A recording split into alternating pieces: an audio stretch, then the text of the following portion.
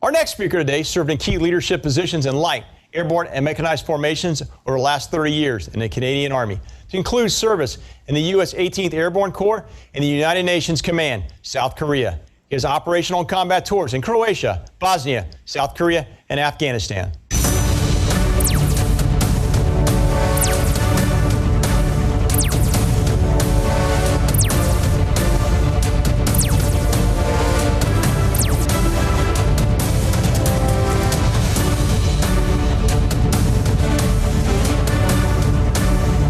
Ladies and gentlemen, I have the privilege to introduce Commander of the Canadian Army, Lieutenant General Wayne Eyre.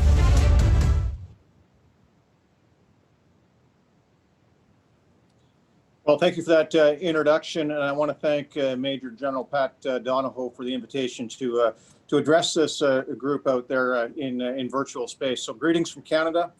There are some great subjects being discussed as part of this conference, and I'm very happy to be part of it.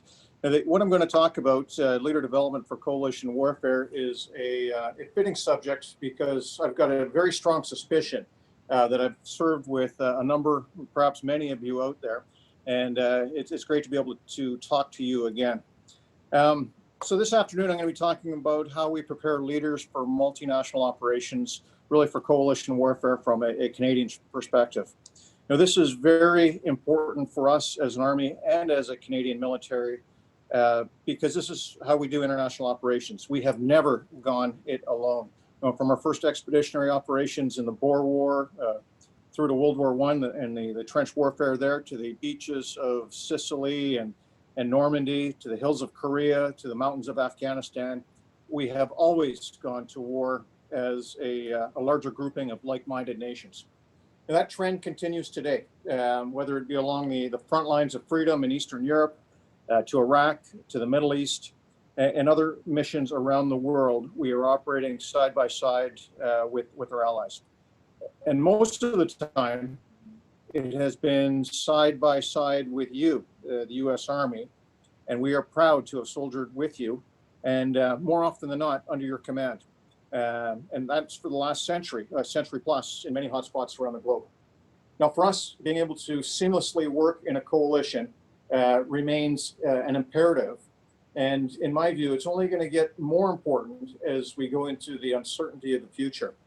Now, I, for one, am quite worried about the direction that the world is heading. I believe we are seeing a global reordering of the international system, with the specter of great power conflicts once again on the radar. You know, I think we're seeing an ideological battle between, on one side, with open democracy, and on the other, closed authoritarian systems. So as we go forward, that context is being further aggravated by such stressors as climate change, extremism, technological advancement, rapid technological change, and all of this confluence of stressors is coming together in ways we're not sure how they're going to play out. So I think as we go forward, though, into this uncertainty, we do have a competitive advantage. As collectively, we're part of a system of like-minded partners and allies. And so in my view, maintaining military-to-military relations, even in the context of the often up and down political relationships, maintaining that mill-to-mill contact, that mill-to-mill relationship is extremely important. It ensures a line of trust, line of trusted communications that remains open, especially during a crisis, helping to avoid miscalculation. And really, when the chips are down, it helps to grease the skids of operating together. And as we go forward with contemporary operations, we're seeing that need to work together being pushed down to a lower and lower level. I think we're seeing a downward proliferation of joint and combined arms and combined operations. Now, I would argue that the platoon leader of today has got to have the same historical, cultural, economic, multinational understanding of perhaps a brigade or even a division commander of the Second World War. Now, I'll just give you an example from my own experience, and this goes back a few years when I was a battalion commander. One of my platoons in Afghanistan, we've got a rifle platoon, It's got an attached engineering section. It's got an attached JTAC from the U.S. Army. It's got a U.S. human terrain team. It's got a partnered Afghan National Army platoon. It's got a contracted South African dog team. And it's got Dutch F-16s flying cover overhead. So we're putting all of that onto the shoulders of one young lieutenant. And so that's what I mean by the downward proliferation of joint and combined and multinational operations. You know, it's clear that both warfare and land power's place in warfare or land power's place in it are evolving. You know, despite the rise of the other domains of space, of cyber, of information domains, I believe that land power is going to remain the domain which is the most important in the future security environment. You know, there's really no substitute for controlling the domain in which people live. And Fehrenbach talked about it quite aptly, and I'll paraphrase. You got to own the ground, the way the Roman legions did. You got to put your soldiers into the mud. Well, now, more and more frequently, we're putting them into that mud with our allies and partners. So the meat of what I'm going to talk about is preparing our leaders to operate in a coalition. You know, based on a talk I had with General Donahoe in setting this up, I'm going to focus on officer development for this. I'm really going to cover three areas. I'm going to start with how it fits into our Army officer development model. I'm going to talk about the importance and methods of building relationships and interoperability. And finally, I'm going to finish off with some of the initiatives that we are pursuing in order to continue to improve how we do this. Now, I expect you will see no surprises. You know, based on what I've experienced with your Army, you do an excellent job in preparing for multinational operations.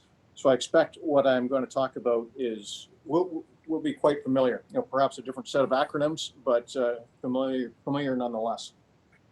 So I've got one slide, if we could get that flashed up.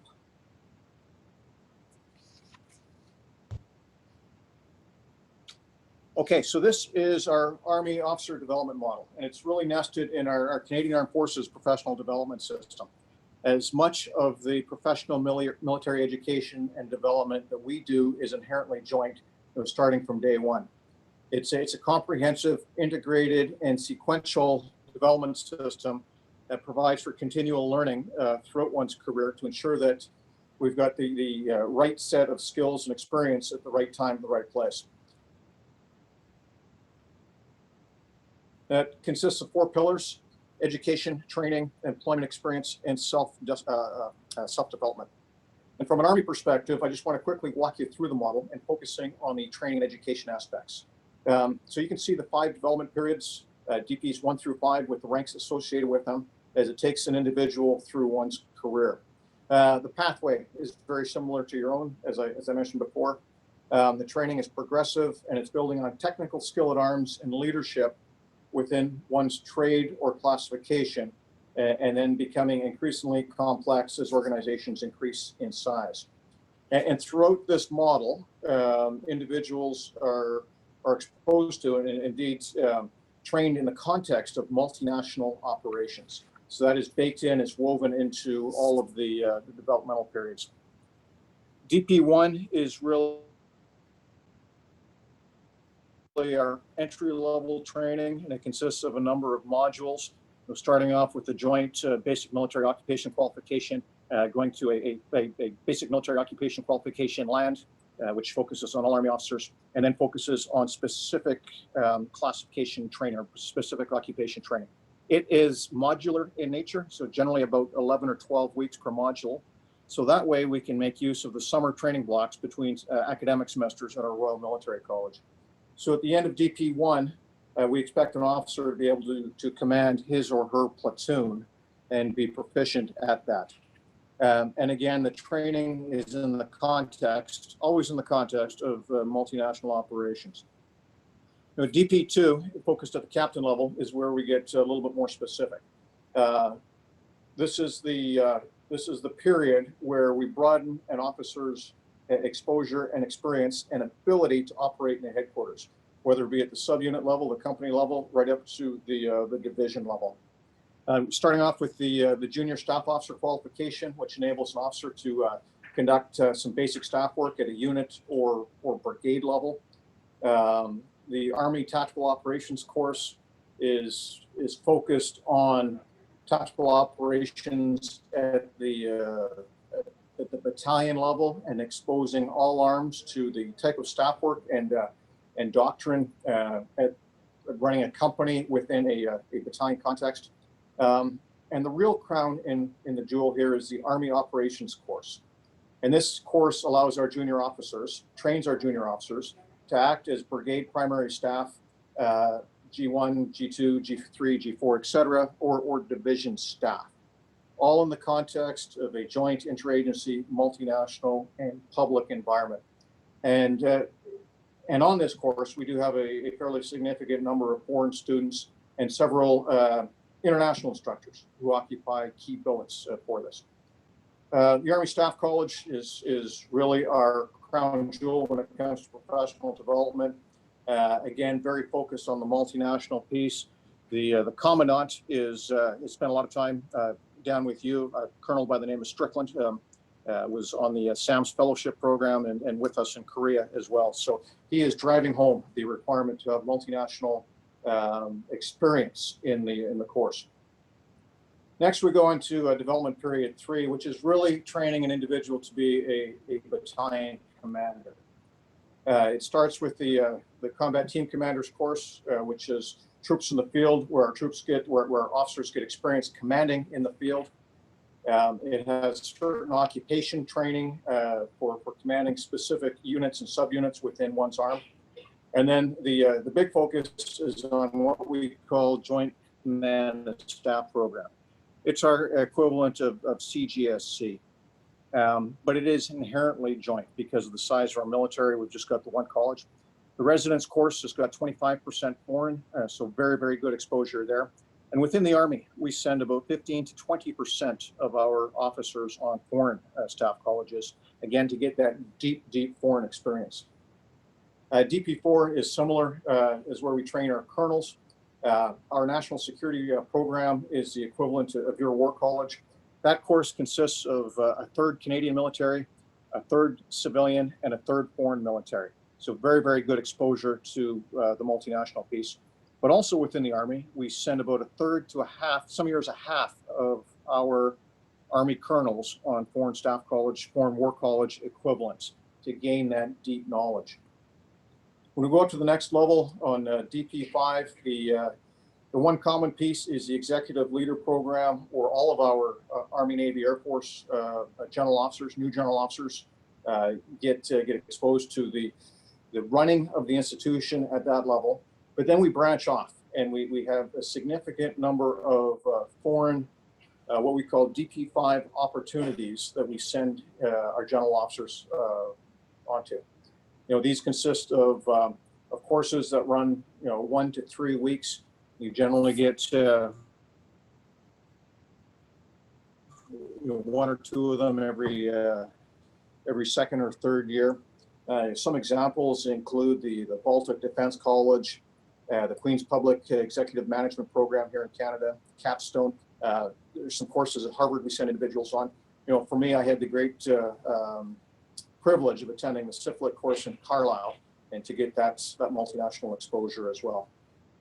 Now, I got to highlight again that all of this training and education is done in the framework of a coalition and often in the framework of large-scale combat operations, such as a Canadian brigade operating in a multinational division or a Canadian division operating in a multinational corps. And the vast majority is focused on that difficult end of the spectrum, which is large-scale conventional operations. And I think this needs to be viewed as a team effort, and it's not just enough for our schoolhouses to train and educate and inform our people.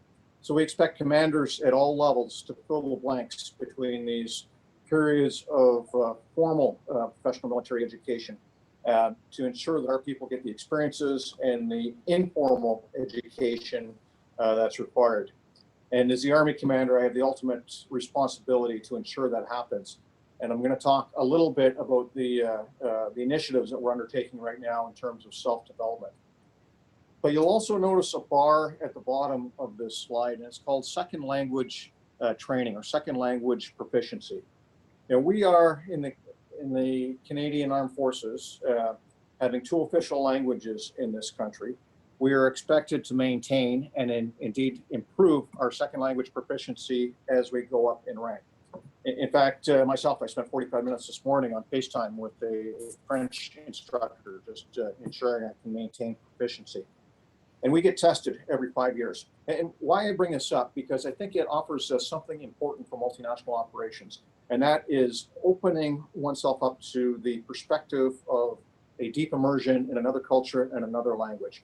And on operations, even if you are not operating in the context of that second language, I believe speaking another language just opens you up to appreciating cultural differences, all cultures, not those ones that you've necessarily studied in. So I'm going to move on to the second bullet here, if I could just get the slide removed. And I want to talk about building relationships and interoperability and some of the ways that we do that.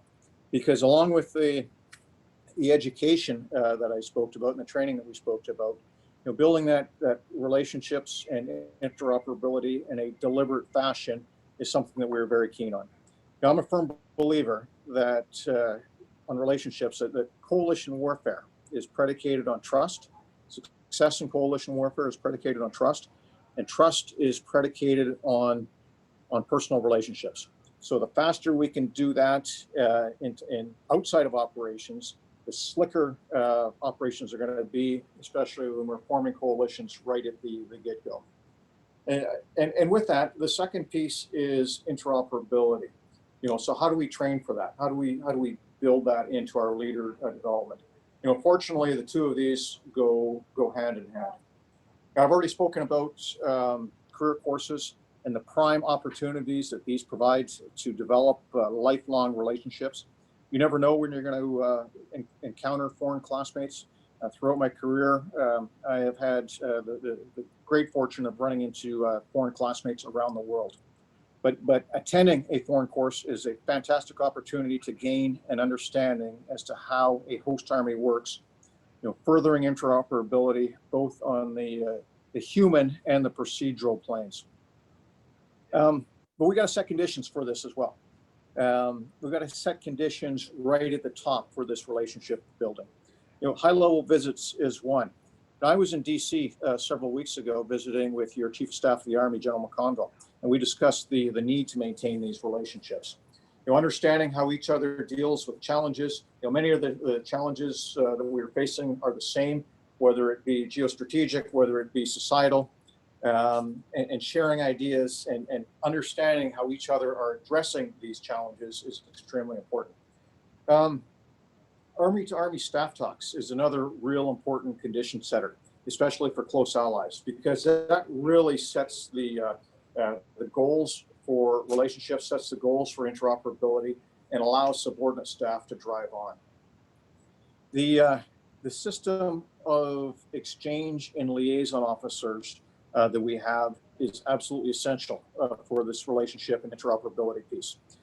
We have a significant number of exchange officers with you, the U.S. Army. In fact, as I was doing my morning prayers this morning, twice a week update, I noticed we had 2 U.S. Army officers in the room. So that is extremely important in understanding how each other works. With us, we review our exchange and liaison officer program annually to make sure that we've got the laydown right. Many of you will have served with the deputy commanding generals that we have with 2 of your corps and with U.S. Army Alaska. I tell you, it's a principle that we put high potential individuals in there just to understand the importance of that relationship and bring that relationship, the relationships that they make home. And since we've been doing this, I believe we started in the late 90s with that exchange. It's a 1-star exchange, and almost without exception, those officers have gone on to become 2, in some cases 3 stars. So very, very well worth our investment. And of course, today with social media, those relationships endure, and we can maintain that connection even after the exchange or liaison period is over. The other one that's extremely important for us is exercise. exercises. So whether we train at home in a coalition construct, even if simulated, we privilege combined exercises and training with allies and partners. We tend to try to participate in foreign exercises wherever possible, because I believe these are prime opportunities for relationship building, prime opportunities for furthering interoperability goals, whether those goals are set by ABCANs, so the armies of America, Britain, Canada, Australia, and New Zealand, or if they're driven by Nato. You know, some examples of this, maneuver training center rotations. So every rotation that we have through our own maneuver training center, we try to get a sizable foreign contingent. We, on a fairly frequent basis, we send units and subunits down to your own maneuver training centers. In fact, just this last January, we had a battalion down at JRTC, and we're going to be doing the same thing next March, pandemic allowing. So tremendous opportunity to develop close relationships and interoperability.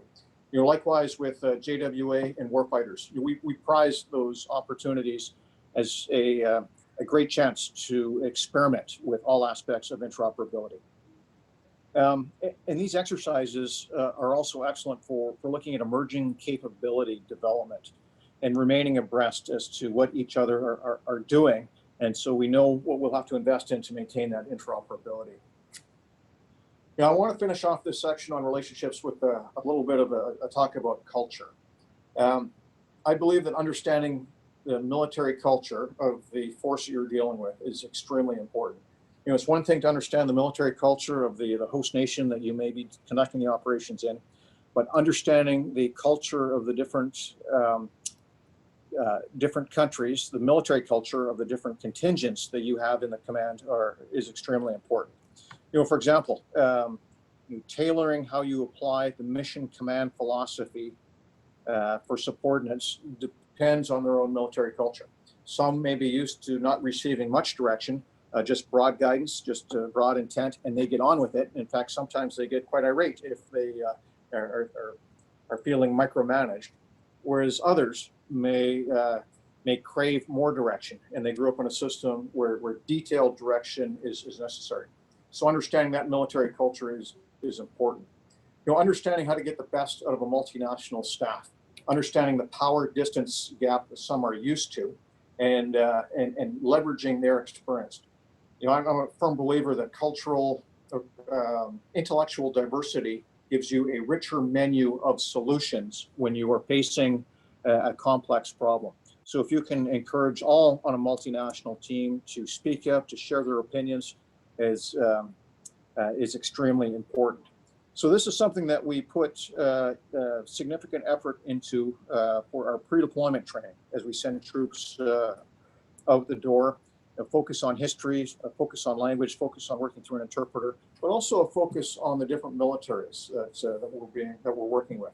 So that aspect of leader development for multinational operations, I don't think we can underplay. I'll be right up front and say one of the challenges that we have with these engagements, with this relationship building, is engagement capacity. We're a relatively small army, so we really have to prioritize where we're going to put liaison officers, where we're going to put exchange officers, where we're going to put students on courses. We can only conduct so many exercises, and we can only send out so many observers to different events. So it's a continual effort to prioritize, to make sure we're absolutely getting the best bang for the buck in relationship development and furthering interoperability.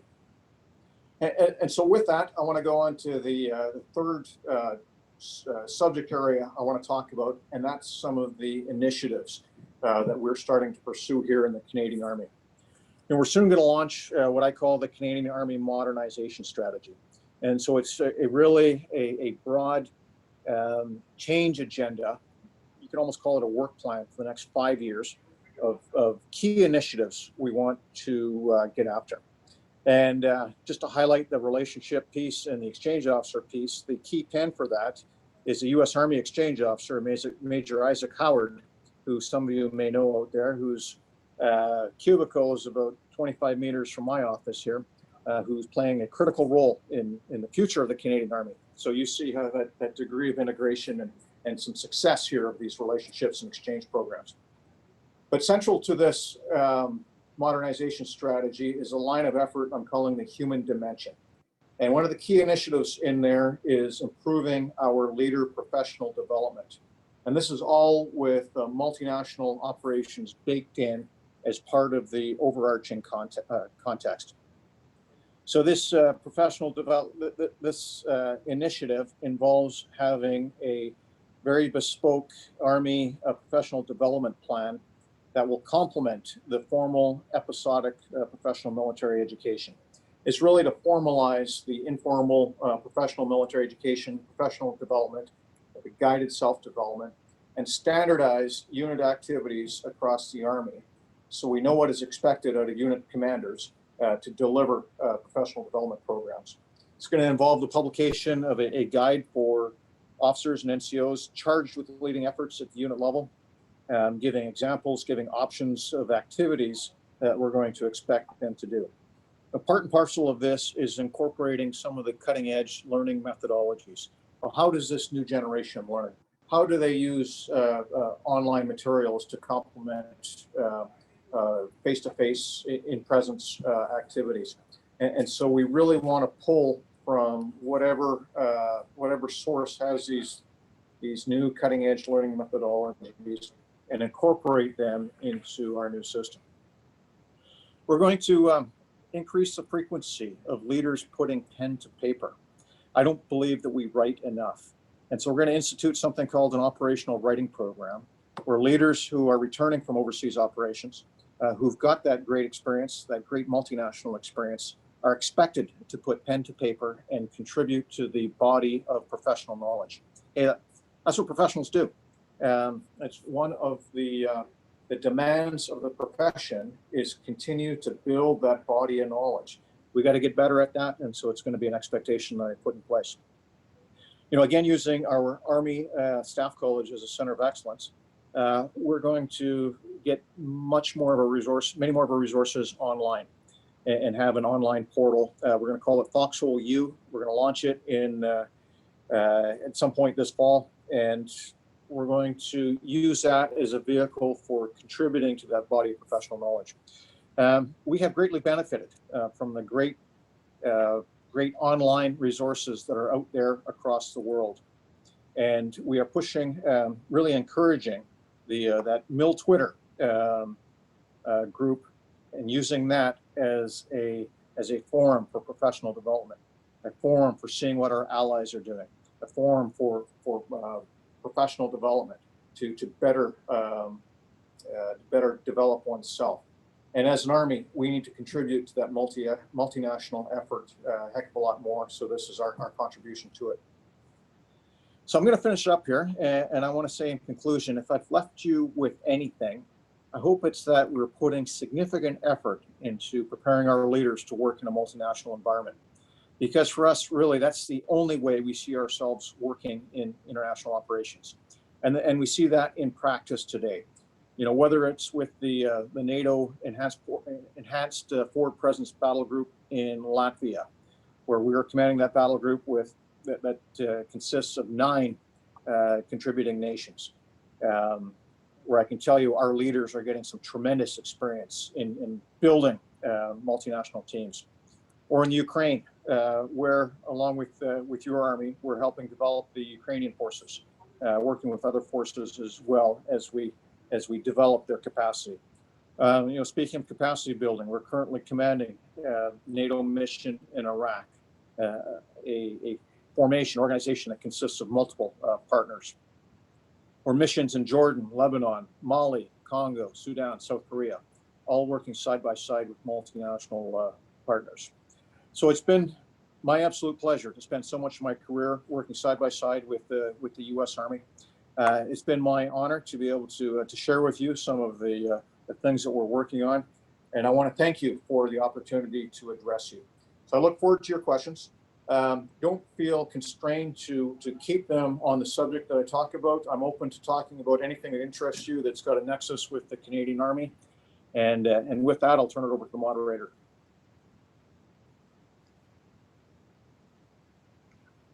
Sir, this is Colonel Chris Budahaas. I'm Chief of Staff at Fort Benning. How do you read this station? Got you loud and clear, Chris. All right, sir, I'm going to moderate this question and answer period. Sir, an easy question off the bat. A number of folks have asked, what are you reading now and why? Fantastic question. So I just last weekend, I finished an excellent book. The author's name is Patrick Porter, and it's the false allure of the liberal order, or the false promise of the liberal order. And it really takes a look at post-1945 history and the myth of a liberal global order. So it's a highly recommended book for decision makers or anyone who's interested in global reordering, or the reordering that's happening right now across the globe. I've got one on the go. The laws of human nature. One of my areas of interest is behavioral insights in human psychology, how we make decisions, how we make choices. And so that one promises to be quite good. I'm also the Indigenous champion for the Canadian Armed Forces. So I'm reading a book called The Inconvenient Indian and talking about Indigenous relations across North America over the last 200 years. And the other one I've got on the go is Dune. Rereading Dune for the third or fourth time in anticipation of the movie coming out here shortly, which I really look forward to. Thank you, sir. Sir, we have a number of captains right now at Fort Benning observing this interview. How can they better prepare themselves both professionally and personally to operate in that multinational coalition environment which you spoke of, both in exercises and combat operations abroad? Probably the biggest thing you can do is mindset. And the mindset I'm talking about is being willing to take the perspective of others and trying to see the problem through their eyes. And so the more you can do that, the better your coalition relations are going to be. If you can study the coalition partner that you're going to be working with a little bit beforehand, that will work wonders as well. I tell you on a great practical point, and one that I found throughout my career, one that breaks the ice really well, is learning a few lines in their native language. Just introductions, breaking the ice, and that will really be appreciated. But again, it's understanding from their perspective, I think is probably the most important. Yes, sir. For next question, obviously a number, well, not obviously, but for Americans, sometimes we forget that Canada is both on the Atlantic and the Pacific and on the Arctic Oceans. So how is the Canadian Army developing its leaders to compete against Russia and China below the level of conflict? That is a fantastic question, and we're really wrestling with that whole piece. And so we're just about to publish what's called a pan-domain force employment concept for the armed forces. So how all of the elements of the armed forces are going to work together, work with government, work with allies below that threshold of violent conflict. I don't have a great answer for that yet because we haven't cracked the code, and I've challenged my own team to think hard and let's come up with some options for this. But I do know one thing. Our credibility to operate below that threshold, our ability is predicated on our credibility to fight and win above that threshold. So it's predicated on combat capability to create that psychological effect. Whether it's a deterrent effect or other effects. The other piece that we need to wrap our minds around is the centrality of the information domain. For far too long, we've conducted operations, lethal operations, we've planned lethal operations, and the fire and maneuver piece has been central. And the information piece is something we had bolted on almost as an afterthought. We've got to change our way of thinking, where the information piece is central and the fire and maneuver is around that and supports that information piece. Our presence in the Balkans right now has been described as an information operation in the land domain, where we're putting a battle group in Latvia to create an information, really a psychological effect. And that psychological effect is one of deterrence on one side and reassurance on the other. And so this is something, as we go forward, working with our allies, we're really going to have to stay in lockstep to make sure that we understand how each other are addressing this below the threshold challenge. Everything that we do, in fact, even the cooperation that we do on this, is sending a message below the threshold. I call it conscious action. Every exercise that we conduct with allies, every high-level engagement, every conference that we send people to is being watched, and it sends a message, whether consciously or not. We've got to get we've got to have a much better appreciation for those messages as well. So covered lots of ground here. It is still very much a nascent area for exploration, and I look forward to working with the U.S. Army on developing concepts for this. Sir, thank you. So we've gotten a few questions from the field reference Canada's military experience over the last 30 years. So I'm going to bundle two questions. How has your Army's recent military experience shaped your leader development program? And then two, how has the Canadian Army's experience in Afghanistan, Iraq, and in the Sahel impacted your warfighting professional development back in Canada?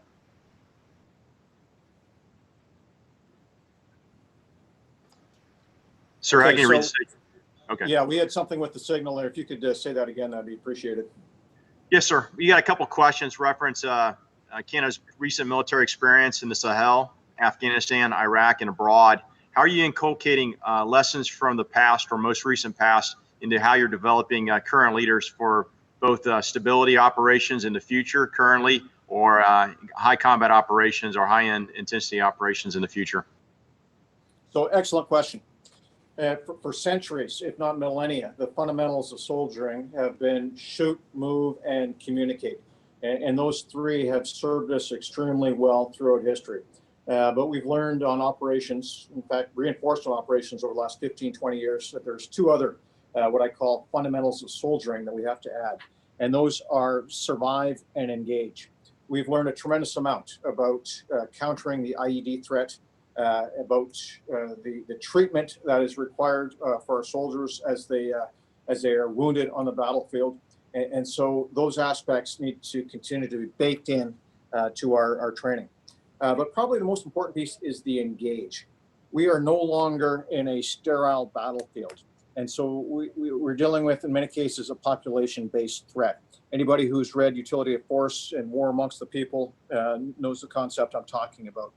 And so the ability not just to close with and destroy, but before that to close with and engage is extremely important.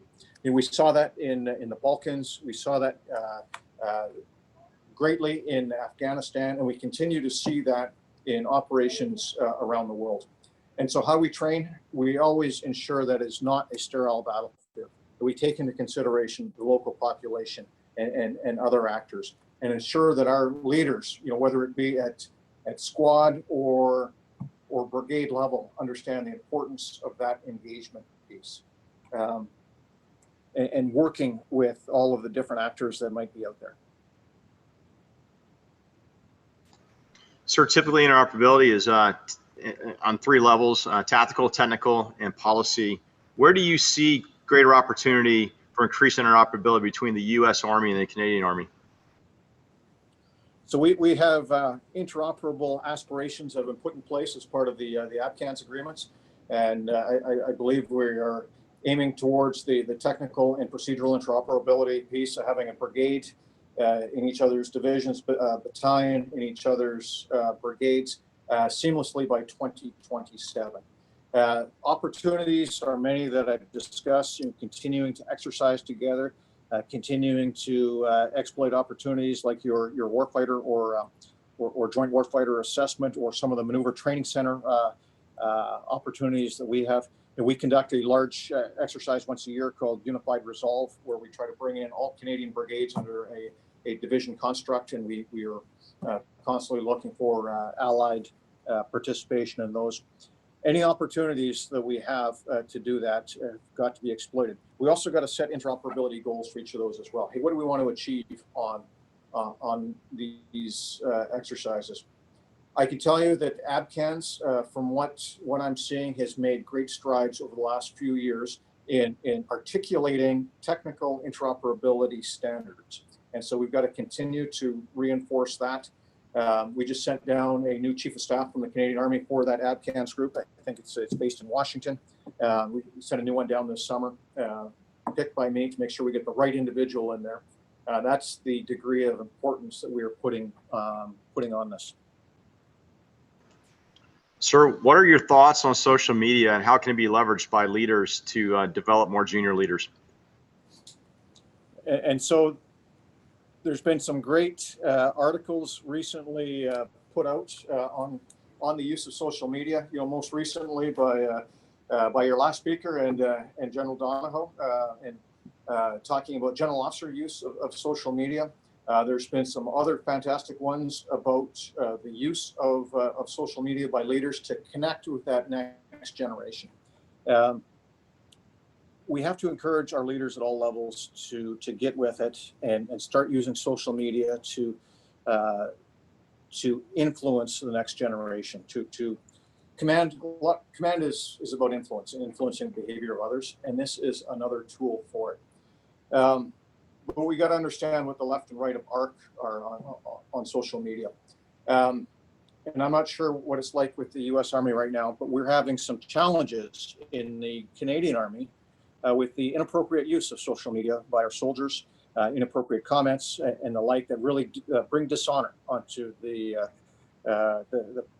credibility of the profession. And so from a disciplinary standpoint, we're having to deal with that. But as we go forward into this uncharted territory, we're continuing to learn. It's going to be a subject of senior leader professional development that I'm going to host here with my senior leaders over the next little bit, and to encourage more to get out there, to share, to use it as a vehicle to communicate with our new generation. But much more to do on that. Sir, our next question is a couple of questions. You brought it up, exchange officers, either through education or through actual exchange and liaison. What do you find the top three things an individual needs to bring when they're exchange officer to another military? First of all, an open mind, to be open to learn, to see different ways of doing things. Secondly, is the willingness to question.